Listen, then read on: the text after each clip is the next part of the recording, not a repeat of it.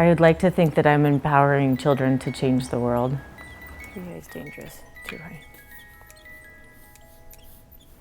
And this could be like... I would say I design for play. I think a big part of childhood is you're kind of running around trying to figure out who you are, and becoming that is a playful process, and I think it's something that we, in a way, we design, and it's iterative.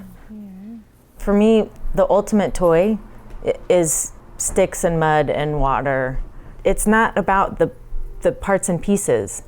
It's about the imagination and what those parts and pieces allow to have happen. So when a toy gives the story, the good part's done.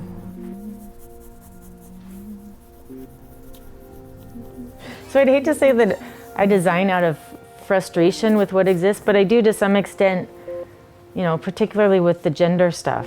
It makes me so angry to see some of the girl versions of other toys.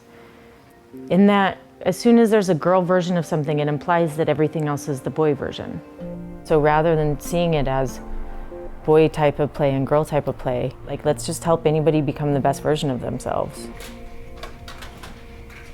The advantage of being an independent toy company, I get to design from what I hear from teachers and from other kind of play activists, and hearing what's not working in the play opportunities that we give to children. I have some really cool examples of some of the earlier ideation with the industrial scars. Hold on. Oh, this one. They become play prompts or cues.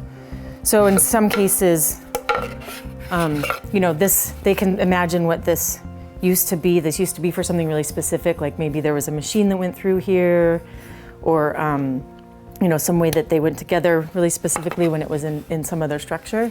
Like, I love this idea of clues, and that as you either play or as you're trying to just like engage with these parts and pieces through, like, what on earth was that for? In the Rigamajig booklet, we say, like, make, play, do.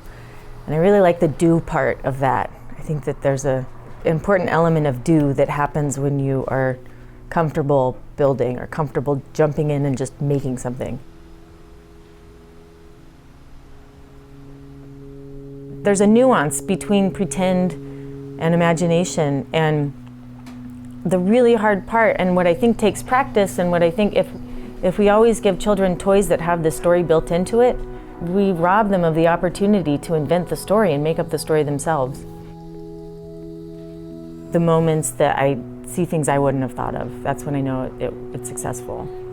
When it has a life of its own. That kids are inventing things I didn't think of. I didn't design it to do that, but they made it do that. So that's like, woohoo, it's working. It works. It's tricky to talk about, but with identities, that it's helpful to have models, but that you don't have to pick from these options that you see. You can also make your own. All of it, I think, is about, like, make what you can imagine and what feels right.